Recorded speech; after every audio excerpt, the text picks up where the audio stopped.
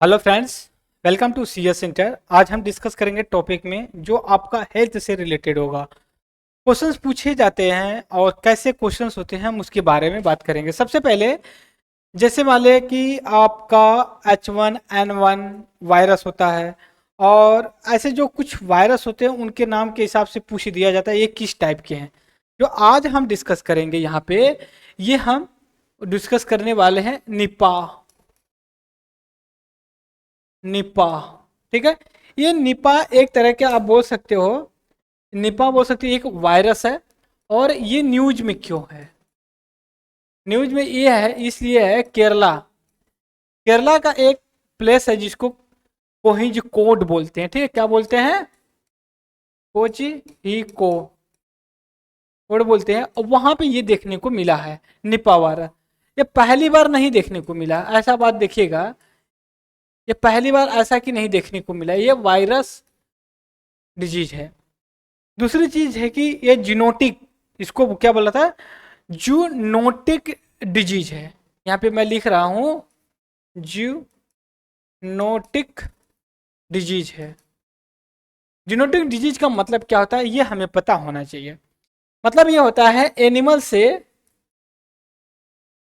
से आपका ह्यूमन में, एनिमल से ह्यूमन में ट्रांसमिट होता हो, उसको हम जूनोटिक डिजीज, वायरस डिजीज के नाम से जानते हैं।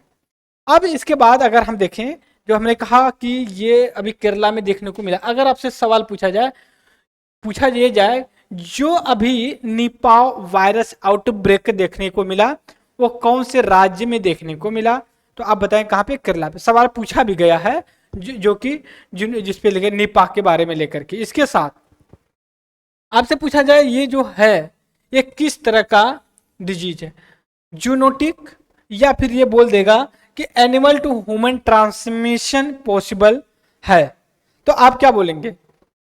जी हाँ, बिल्कुल सही है। ह्यूमन से या फिर एनिमल से ह्यूमन में ट्रांसमिट हो, और जब एनिमल से जब ट्रांसमिट होकर के ह्यूमन में जाता है कोई डिजीज, तो उसको हम जूनोटिक वायरस डिजीज के नाम से जानते हैं। इसके बाद अगर देखा जाए, आइडेंटिफाई पहली बार जो किया गया था इसको 1999 में, बात समझिएगा, कब किया गया था? 1999 में पहली बार इसको आइडेंटिफाई किया गया था। जब बोल सकते हो कि निपा मलेशिया में। आप एक तरह से ये भी बोल सकते हो जो निपा निपा वायरस है ये आपका ट्रॉपिकल रीजन में ज्यादा पाया जाता है, जहां पे ह्यूमिडिटी जो आर्द्रता बोलते हैं, आर्द्रता, मौसम जो हमारे एटमॉस्फेयर में जल की मात्रा होती है, जो उसको हम बोलते हैं ह्यूमिडिटी या आर्द्रता। आपके दिमाग में आएगा कि कैसे हमें पता चलेगा कि हमारे हवा में पानी है। आप क्या काम करिए, कोल्ड ड्रिंक की बोतल लाइए और उसको, ठंडी बोतल को जो है कि आप बाहर रख दीजिए, और कुछ समय के बाद देखेंगे, मिनट के बाद, कि उस पे पानी के छोटे छोटे बूंद आ जाएंगे। ये कहाँ से आते हैं? क्या उसमें से रिश्ता है? प्लास्टिक की जो बोतल है, कोल्ड ड्रिंक नहीं, वो ठंडी होती है और गर्म हवा आकर के उस पर चिपक जाती है।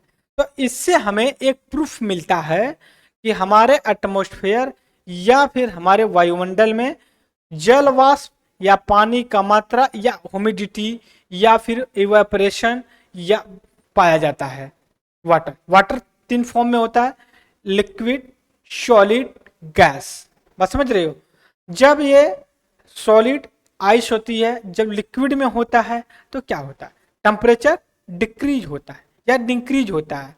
तो जब इंक्रीज होगा तभी तो बर्फ जो कि पिघलेगी, टेम्परेचर इंक्रीज होता है 0 डिग्री से 3 4 5 6 7 पे जाके करेगी। अब इसके बाद जब लिक्विड से गैस में होता है फिर टेम्परेचर क्या होगा? डिक्रीज होता है या इंक्रीज होता है? तो क्या हम करेंगे? इंक्रीज होता है। कैसे? पानी को उबालने के लिए रख दीजिए, 100 सेंटीग्रेड पे गया और उबलने लगा, और एक कुछ समय के बाद पूरी तरह से आपका भगोना टोप जो है खाली हो जाएगा। क्यों? क्योंकि जो जल था लिक्विड था वो गैस फॉर्म में निकल गया। बात समझ गए? तो हम तो यहाँ पढ़ाते पढ़ाते जियोग्राफी क्लाइमेटोलॉजी पढ़ाने लगे। यहाँ पे बस हमारे लिए ये बताना आपके लिए जरूरी था, आर्द्रता या फिर हमारे वायुमंडल में पाई जाती है जो पानी की मात्रा। अब इसके बाद अगर हम बात करें आपके कि सिम्टम्स क्या होते हैं, अगर आपसे पूछा जाए कि सिम्टम्स क्या होते हैं, लक्षण, लक्षण जो है क्या होते हैं, संकेत क्या होते हैं कि आपको जो है कि निपा वायरस से ग्रसित है। जैसे कोरोना था तो हमें होता था भाई खांसी जुकाम बुखार आना, नॉर्मल भी सीजनल होता था, लोग डर जाते थे, कितने तो डर के मर गए। तो कहने का मतलब है कि इसका कोई डिजीज हो जो उसका लक्षण हमें पता होना चाहिए। हालांकि ये नहीं कि मैं यहाँ पे लक्षण बता दूं अब जाकर के मेडिकल में भर्ती हो जाए कि हमें निपा वायरस से इन्फेक्टेड है, ऐसा नहीं। नॉर्मल देखते हैं, ट्रीटमेंट कराते हैं। जैसे मान लीजिए आपका फीवर आएगा, फिर सर दर्द करेगा, इसके बाद जो बॉडी है उसमें पेन आपको रियलाइज हो, वोमिटिंग होगी, उल्टी भी होगी, लूज मोशन भी हो सकता है आपको। बात समझ रहे? और इसके बाद अगर हम बात करें कौन कौन सी कंट्री में ये स्प्रेड होता है, जियोग्राफिकली स्प्रेड कितना है, भौगोलिक रूप से किस किस देश में फैला है। तो जनरली आप मानिए जो ट्रॉपिकल रीजन में जो विषुवत रेखा के आसपास जो देश पाए जाते हैं वहां के देशों में पाया जाता है। जैसे हम देख ले Malaysia, Bangladesh, India, Singapore, generally south east Asia में आप बोल सकते हैं। उसके बाद क्या ट्रीटमेंट पॉसिबल है? जी हाँ, बिल्कुल ट्रीटमेंट पॉसिबल है। इसके बाद प्रिवेंशन क्या किया, प्रिवेंट अगर आपको अपने आप से बचाना है कि हमें आपको वायरस जो कि ना हो तो आप क्या करेंगे? तो इसके लिए आप अपना प्रिकॉशन, मतलब आप ऐसे एनिमल्स या जो कैटल है उनसे आप दूर रहिए, क्योंकि हमेशा ये कहा जाता है कि जो एनिमल्स वगैरह होते हैं ना ये गांव घर से दूर होने चाहिए, ह्यूमन सोसाइटी से थोड़े दूर उनको रखना चाहिए। ठीक है, क्योंकि देखिए आप प्रेम करिए एनिमल से, बिल्कुल सही है, ठीक है, वो तो आपका एथिक्स है, बट इसका ये मतलब नहीं कि आप कुत्ते के साथ मतलब बेड शेयर करो, ये तो कतई नहीं पॉसिबल ना, क्योंकि उनका एक अलग फिजिकल प्रोसेस रहता है, ठीक है, बायोलॉजिकल प्रोसेस आपका अलग है, वो एडॉप्ट नहीं करेंगे, उनके लिए अलग से घर बनवा दीजिए, बढ़िया से रहें वो, उनको प्रॉपर तरीके से उनका ट्रीटमेंट करवाइए, वैक्सीनेशन करवाइए उनका। तो ये सारी चीज़ें थी। तो हमने जो डिस्कस किया कि नहीं, हमें जूनोटिक डिजीज के बारे में पता चल गया क्या होती है, निपा क्या है, जूनोटिक डिजीज है क्या है, ये कहाँ पे है, केरला में हमने अभी देखा, कहाँ पे ज़्यादा पाया जाता है, साउथ ईस्ट एशियन कंट्री में पाया जाता, ये सारी चीज़ें आप देख लीजिए, राइट। तो ये हमारा था वायरस के बारे में कि क्या होता है रियल में ये वायरस और कैसे काम करता है, ठीक है। तो ये हमारा आज का लेक्चर था अपडेटेशन के लिए। तब तक के लिए thank you very much discussion. जय हिंद, जय भारत।